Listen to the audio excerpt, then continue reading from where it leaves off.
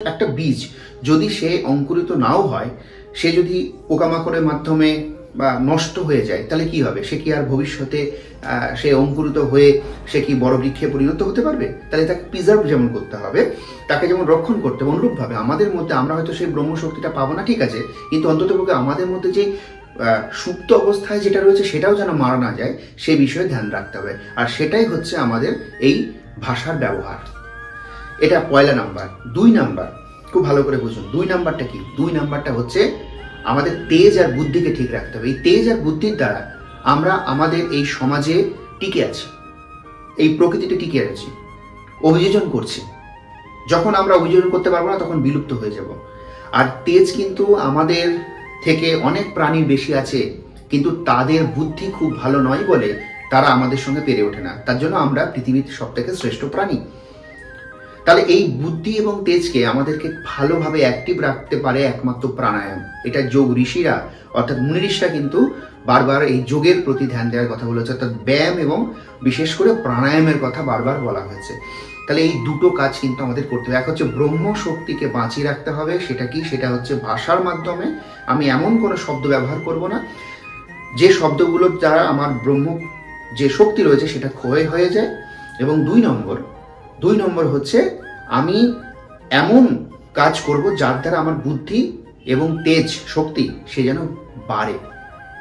Clear? এই দুটো কাজ কিন্তু আমাদের সবার আগে করতে হবে। বুঝা গেল? 3 নম্বর থেকে আসি আমাদের প্রেডিকশনগত রেমেডি। সেটা কি? সবার প্রথম মনে রাখবেন, মঙ্গলের বছর, মঙ্গলের আমাদের যদি ইষ্ট দেবতার দিকে যাই সেখানে আমরা বজরংবলী এবং মা কালীকে পাবো। আপনারা এই দুটো দেবদেবীর আরাধনা করতে পারেন। শনি মঙ্গলবার মাস্ট, এটা মনে রাখবেন। নিরামিষ আহার করা দরকার রয়েছে, ভগবানের নাম আশ্রয় করুন এবং মন্ত্র জপ করার চেষ্টা করুন। যে কোনো একটি মন্ত্র, যদিও এটা প্রেডিকশন করে আপনার date of birth, time, place দিয়ে যে প্রেডিকশন, সেই প্রেডিকশন সাপেক্ষে একটা জপ আপনার বের করে নেওয়া উচিত। তবুও যাদের পক্ষে প্রেডিকশন সম্ভব নয়, যে কোনো ব্রহ্ম নাম, রাধা নাম হতে পারে, কৃষ্ণ নাম হতে পারে, গণেশ মন্ত্র হতে পারে, অনেক অনেক অনেক ব্রহ্ম নাম রয়েছে, সেগুলো আপনি জপ করতে পারেন। মাথায় রাখুন, যত বেশি জপ করবেন তত বেশি ভাইব্রেশনে আপনি ভালো পাবেন। ঠিক আছে? এখন এই ইউনিভার্স মনে রাখবেন, ভাইব্রেশনগুলো যেটা বারবার বলছি না, সেটা কিন্তু কোনো ওই এমনি এমনি কথা বলছি না, কথাগুলো বোঝার চেষ্টা করুন। সাপোজ ধরুন আজকে যে ইউটিউব বলুন, আজকে ফোন যেটা হয়েছে সেটা কি, কোথা থেকে? আপনি ধরুন আমি এখানে আছি কলকাতা, এবং সেখান থেকে দেখা গেল যে দিল্লিতে কথা বলছি, তাহলে কি হবে? যে এখান থেকে যে কথাগুলো সেটা কিন্তু আমাদের স্যাটেলাইটের মাধ্যমে তারপরে কিন্তু যাচ্ছে, তাই না? তাহলে সেটা কিন্তু ইউনিভার্সে আগে যাচ্ছে, মহাবিশ্বে যাচ্ছে, তারপরে সেখান থেকে ফিডব্যাক হয়ে ফিরে তারপরে কিন্তু এই কমিউনিকেশনটা হচ্ছে। অতএব এই যে একটা ওয়েভ, এই ওয়েভটা কি আমরা দেখতে পাই? দেখতে পাচ্ছি না, কিন্তু এরকম ওয়েভ কিন্তু ইউনিভার্সের টোটালটাই রয়েছে। ওর জন্য সর্বদা আমরা যে ভগবান করি, এটা একটা শক্তি। সেই শক্তির সঙ্গে যোগাযোগের মাধ্যম হচ্ছে ভাইব্রেশন।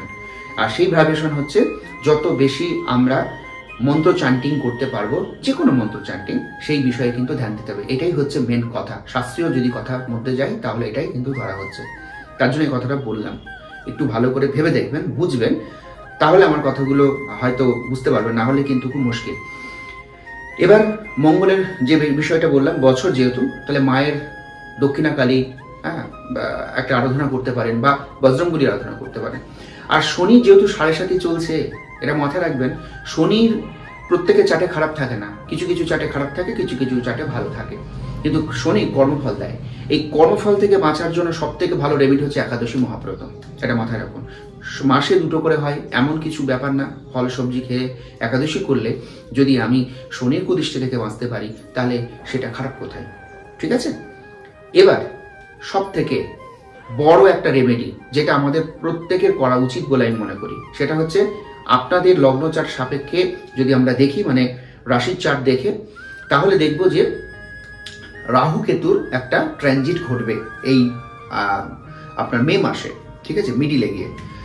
সেই সময় রাহু যে অবস্থান করবে আপনাদের চার্ট সাপেক্ষে, সেটা কোথায়? আপনাদের ঘরে, মনে রাখবেন, ঠিক আছে, কুম্ভ রাশির ঘরে, মীন রাশি থেকে কুম্ভ রাশির ঘরে আসবে।